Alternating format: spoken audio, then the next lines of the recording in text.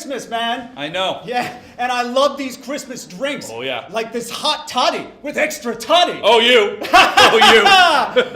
I tell you, man, my favorite here is this eggnog. If loving eggnog is a crime, then lock me away. Citizen 42306, you are under arrest for eggnog-based crimes against the state. You have been sentenced to hard labor and neural brain strain re-education. Do not attempt to resist. Don't let my children forget me! Well, at least in this horrible dystopia we have jetpacks. Yeah!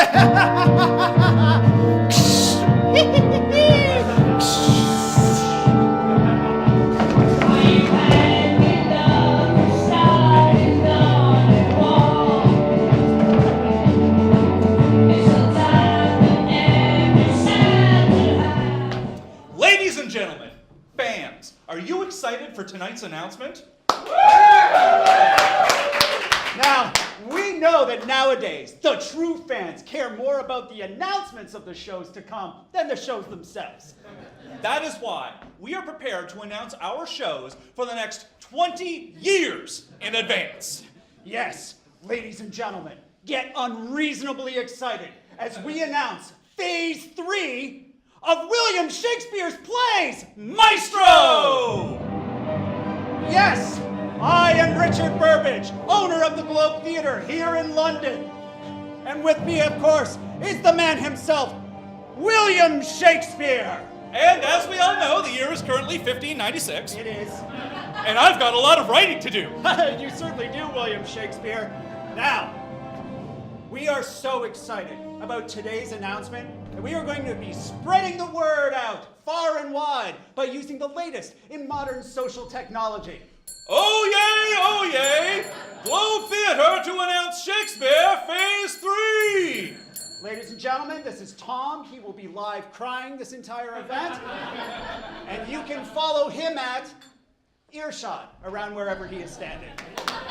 Tom. Yes, Tom. Okay, so Shakespeare, what have we got first in Phase 3? Gladly. So, as we all know, we finished off Phase 2 with the crowd favorite, Romeo and Juliet. Woo! We're kicking off Phase 3 in style with The Merchant of Venice. The exciting part of this play is the introduction of the character of Shylock. Yes. Through this character, we'll be introducing an entire new race to the Shakespearean theatrical universe. They've been living among us for years. Okay, interesting. Thank you. All right, so we got a sequel next on the docket, right? Absolutely we do, Richard. Sequels. You love them, we love them. So next year, prepare for the blockbuster sequel that will take us back to the English court. Henry IV! Part 1 and Part 2! Yes! Henry IV, parts 1 and 2! Because we realized that Henry IV had so much story and revenue potential that we had to split it into 2 plays! Then after Henry IV, I'll just toss off Henry V in a weekend to tie up loose ends. You know, it won't be a thing. Yeah, no. It'll be a blip. Yep. It'll be a blip. So after that, we're going to keep things rolling. We've got As You Like It, Twelfth Night, Yep. Troilus and Cressida, Measure for Measure. Wait, what's Measure for Measure about? I got no fucking idea. That's 8 plays from now, buddy. But I am announcing it, and it is happening. Yes! All right. Now, Shakespeare, this is a good time to ask. A lot of people have been wondering when you are finally going to accept modern diversity and have a play led by a Moorish hero. Excellent question. That's why you will be very, very excited for the announcement of my next play, Othello. Oh. And we are very excited, as a treat to you, the fans, to announce our casting for our Othello. Please say hello to John Percival Underwood. Hello, hello. Better get some sun on those cheeks, John. Do not worry. As part of my interpretation of the Moor Othello, I will be using the latest in 17th century blackface technology. Very, very tasteful. Very, very modern. Wow. John Underwood, everyone. England's palest, balding 40-something actor. So, after that, we're kind of winding things down a bit. Yeah. Starting to feel like I maybe don't quite have as much in the tank left. Really? Really? So how do you like the sound of Antony and Cleopatra, King Lear, Timon of Athens, Macbeth, Pericles, Coriolanus, The Winter's Tale, Cymbeline, The Tempest, Henry VIII, All's Well That Ends Well, and 2 motherfucking kinsmen of Verona! Wow! Holy cow! What a fitting end to an entire body of work. Or is it? I say nay! What?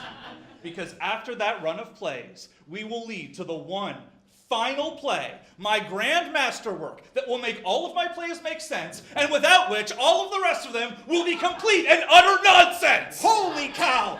Ladies and gentlemen, get ready, because in the year of our Lord 1616, prepare thyself for a theatrical event 27 years in the making. William Shakespeare's Armageddon Infinity War of the Roses! Yes! All of the Bard's mightiest heroes will be teaming up for this one. Heroes like Romeo, Julius Caesar, the nurse, the fool, Henry's 4 through 8, the other fool, Macbeth, Hamlet. Actually, we do not have Hamlet. The rights to Hamlet are currently owned by a rival theater. Oh.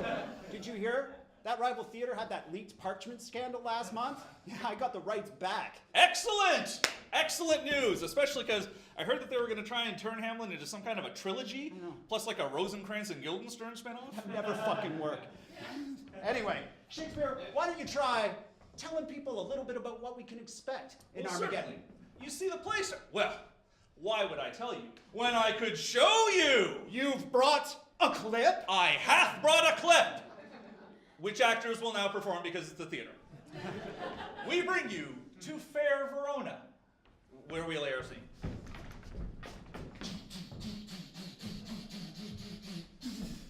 Art thou having trouble sleeping, Romeo? Art thou here with a mission, King Henry VIII? Aye, to stop me, Iago! Zounds! He be bearing Prospero's magical staff! Aye, I will use this to conquer all the lands of men! Friends, Romans, countrymen, lend me thine ears and kick this guy's ass!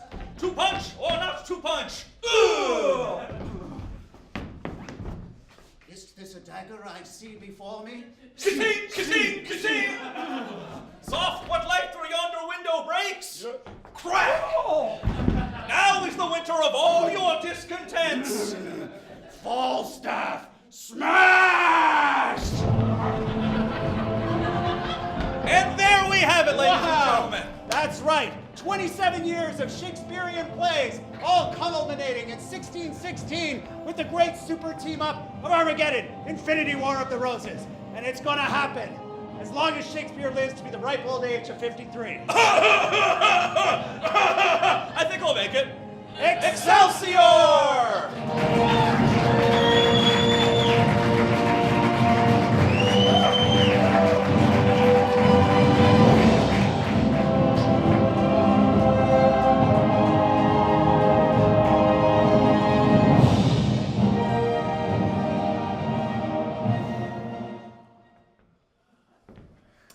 Cool party.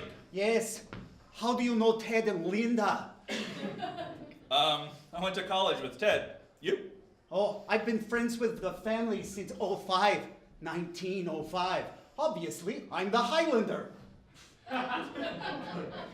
Okay. I'm immortal. Surely you must have heard of me. Yeah. Aren't you that guy who's got like that painting of yourself that just gets older? No. You're thinking of Dorian Gray. He's a fictional character, whereas I'm real. I'm the Highlander. Surely Ted and Linda must have mentioned me. Oh, yeah. Yeah, it's coming back to me now. Oh, you don't forget the Highlander. You know, it's funny, your accent doesn't sound really Scottish at all. Oh, you lose the accent a bit over the centuries. Sometimes I even sound French. You know, fun fact, I had a friend who was an Egyptian, had a Spanish name. He sounded Scottish. Looked like Sean Connery.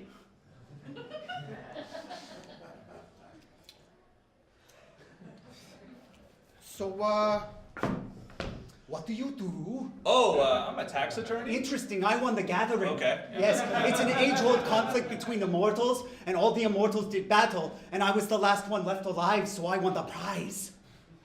Oh, what's the prize? I'm glad you asked. Yeah. The prize is the accumulated wisdom of all the immortals, and as the last one left, I received it and pumped it into my brain.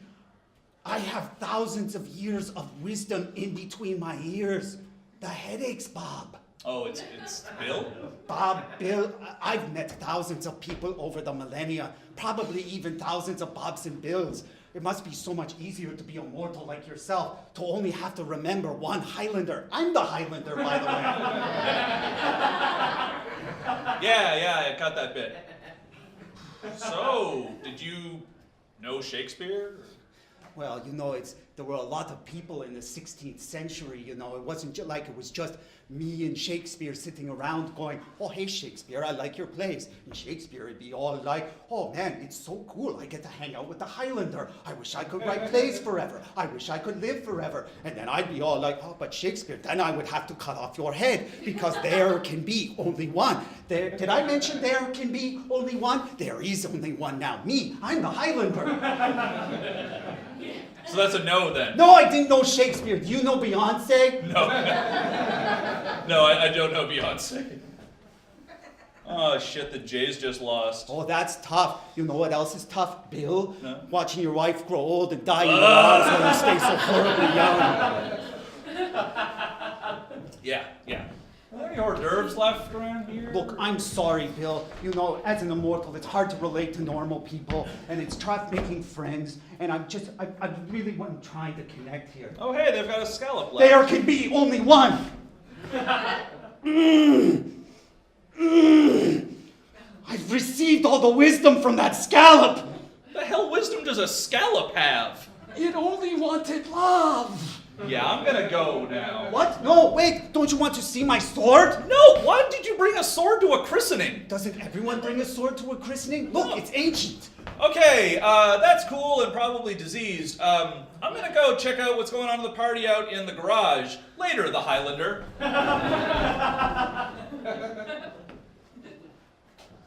There can be only one.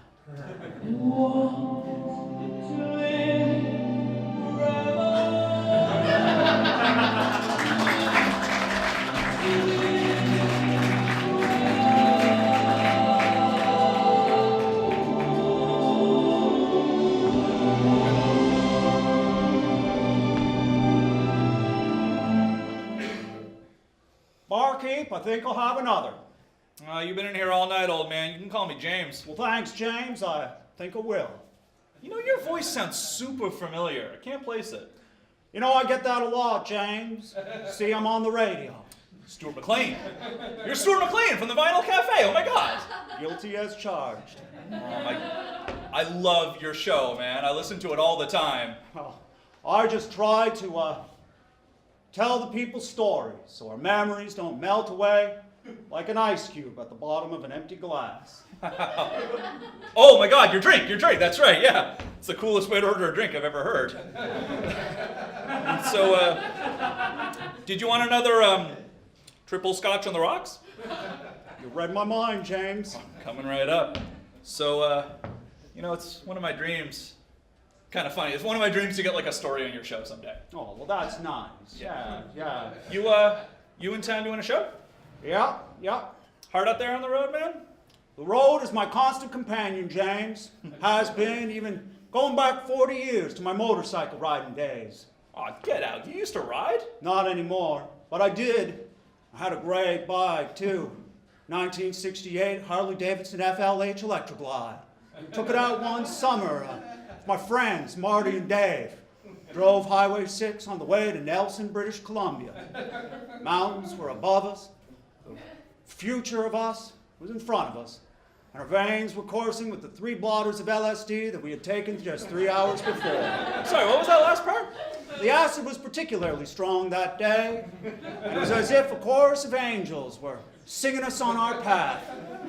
They were singing so loudly that we didn't hear a car speed up in behind us. It was a gray Ford Falcon, a salt of the earth machine, built in 1965 by the good people of Oakville, Ontario. For that year, the lights on the Bronte Village Christmas tree were lit by none other than Don Bird, the local barber. It was a special moment for Don, and he wanted to savor every single one of the lights on that year's tree because he had just learned that he was going blind and would never see any lights again. That's not a heartwarming story at all. The Ford Falcon sped up to pass us and clipped the side of Dave's bike, sending it tumbling into the air and launching Dave outwards. And with a sickening thud that echoed through the valley, he collided with an innocent evergreen at the side of the road. Holy shit. Ford Falcon sped away, but didn't want to stop. So Marty took off after him, and I quickly moved to the side of the road. And with the smell wafting up of pine and blood, I peeled Dave's body off of that tree, held him in my hands. Dave looked up at me, and through broken, shattered, and pussy teeth, looked at me and said, "Stuart, you know what to do." So I cradled his head in my arms like you would a newborn baby and snapped his neck. I saw Dave's spirit leave his body, float to the side of the road by the woods. He turned around and his ghostly visage looked at me, flashed a thumbs up and one final horns of the beast, and floated into the forest for all eternity. While I sat there contemplating my act of euthanasia, Marty returned, told me that he had caught up to the Ford Falcon, run it off the road, and taught that punk of a driver a little lesson. What lesson was that? Obviously, he beat him to death with a tire iron. Marty and I realized that, well, completely justified, our acts would be considered murder. Yes! Marty looked at me, his hand shaking while holding a marijuana cigarette. He said, "Stuart, you're the only one of us who can break this never-ending cycle of robbery and violence. Go, live your life." So I got on my bike, drove away, and I never looked back. And naturally now I work at the CBC. So, you said you had a little story for me, James. Oh, when I was a kid, we had a dog. He ran away. Good dog came back. What? Tugs me at my heartstrings. Well, I better be off, delivering the show at the theater across the square. So it's going to be telling my famous Christmas story, the story of Dave, cooking the Christmas turkey. You might want to join us, James. I'm Stuart McLean. So long for now.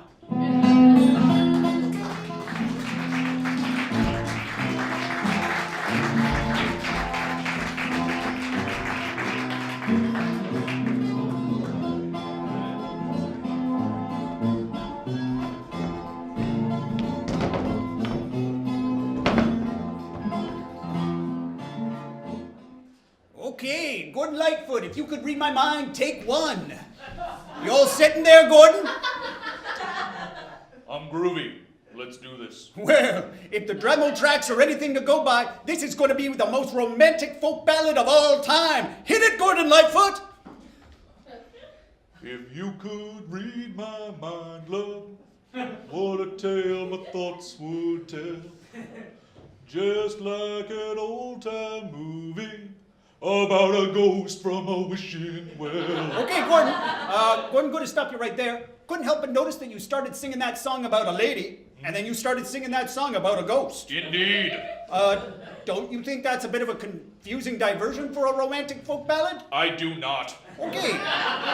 Well, we got a lot of tracks to master today, so why don't we get a little bit more back to the romantic part and maybe try it with some fewer ghosts. I don't think that's up to me.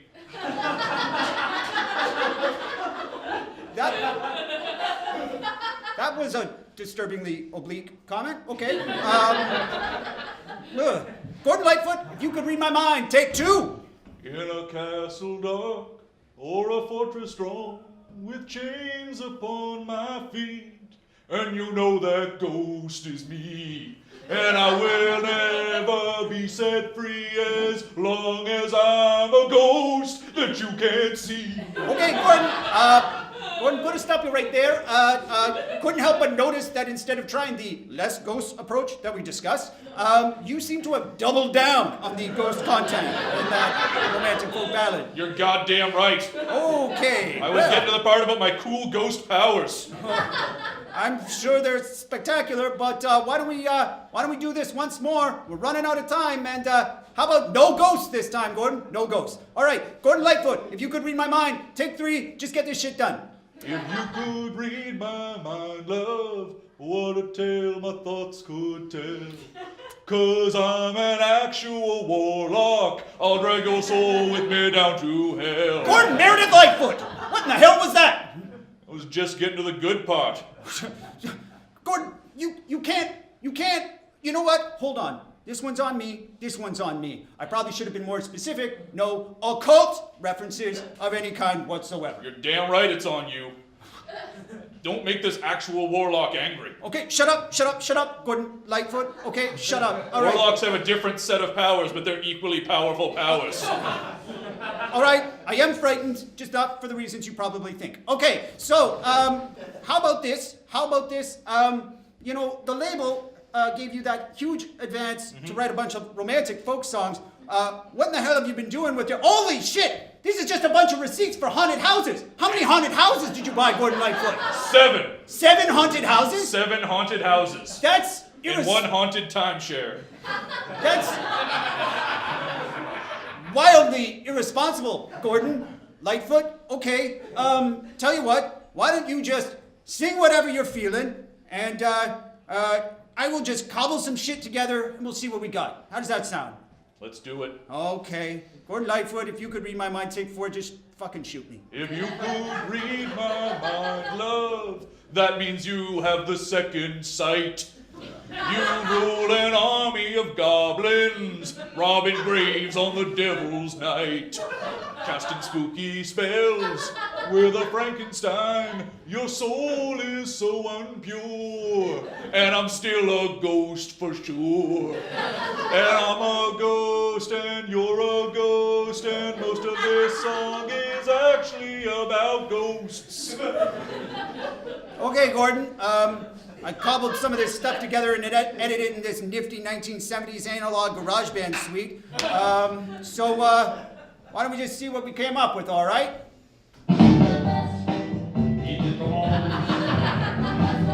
That sound romantic enough for you, Gordon? I'm gonna answer your question with another question. Would you like to buy a haunted deli?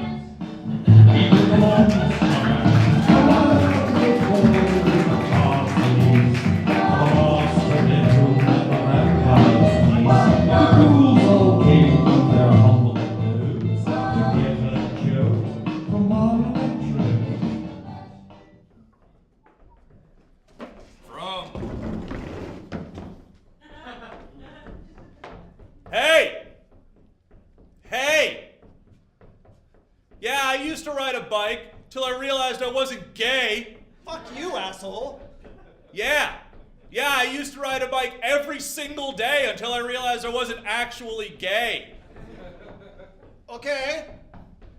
Yeah, and I used to ride bikes all the time. I loved it.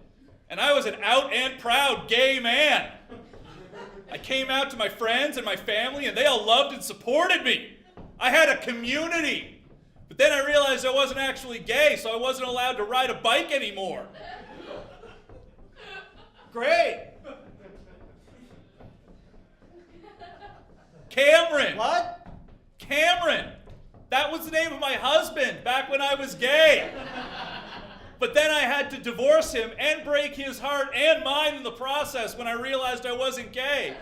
Because I'd been straight all of that time and therefore was no longer allowed to bike. Why are you telling me this? Wistfulness. Oh, look, this isn't my turn.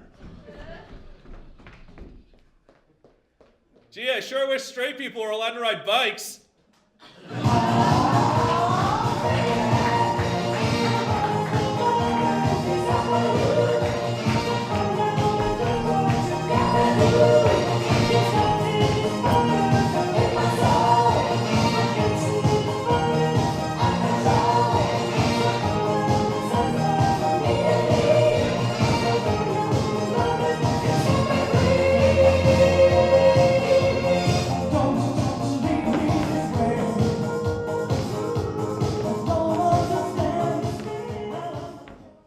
Ladies and gentlemen, today we at SmartSoft are about to introduce a piece of technology that will transform your life forever.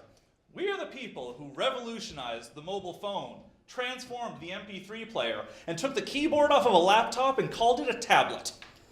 But what we have in store for you today will truly transform your life. Smart TVs, smart watches, smart lawnmowers. Too fucking easy, folks. Our crack team of innovators working in a secluded foosball table-equipped California facility have determined that smartphones and tablets and computers have one critical drawback. You can't eat them. No. No. Which is why we think it's time to leapfrog wearables and invent an entire new product category. Eatables. Yes, we at SmartSoft are thrilled to introduce to you today the first in our new, nay, industry's new, eatables line. Margarine 3.0! Coming soon from SmartSoft is the world's first fully synthetic, fiber optic, internet-ready Margarine 3.0. Yes. Now, the first thing you'll notice when you remove Margarine 3.0 from the box, basically after you've finished unboxing it, is the beautiful packaging. But there's more to Margarine 3.0 than just the beautiful packaging. It's the margarine inside that is truly revolutionary. Yes, having breakfast, but want to know the weather, and you can't reach your smartphone, tablet, computer, or newspaper? Well, all of that information and more is available right at your fingertips through Margarine 3.0's App Store. There are thousands of margarine apps waiting to be purchased by you in the App Store, like Epicurious, Candy Crush, or Tinder. It's a match, Jurin. Plus, all of your information is bioorganically downloaded into the margarine itself. Take just one bite, you've ingested all of your favorite songs.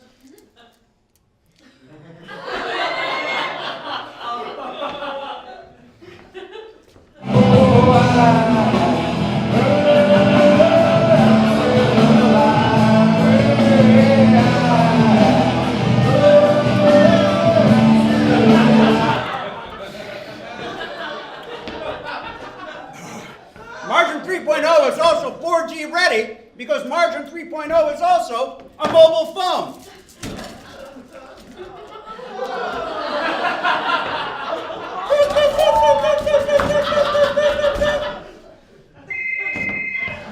Excuse me. Hello? Mr. Watson, come here. I need you. Exactly as Alexander Graham Bell envisioned. Innovation! Sorry. And Margarine 3.0 also comes preloaded with a number of productivity apps for the savvy business traveler on the go. Mr. Watson, here are those third quarter budget projections you ordered. Profitable! But what if I need to print off some copies for my business meeting?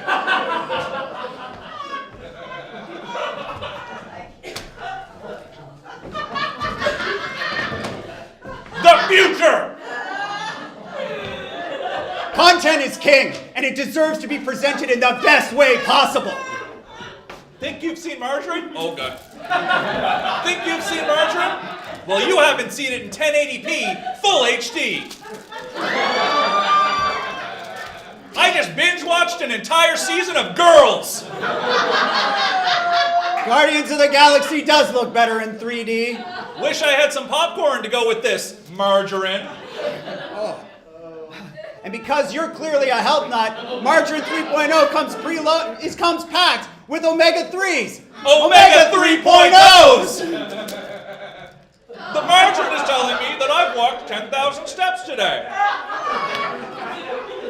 I'm tracking all my Weight Watchers points. Ow, my heart!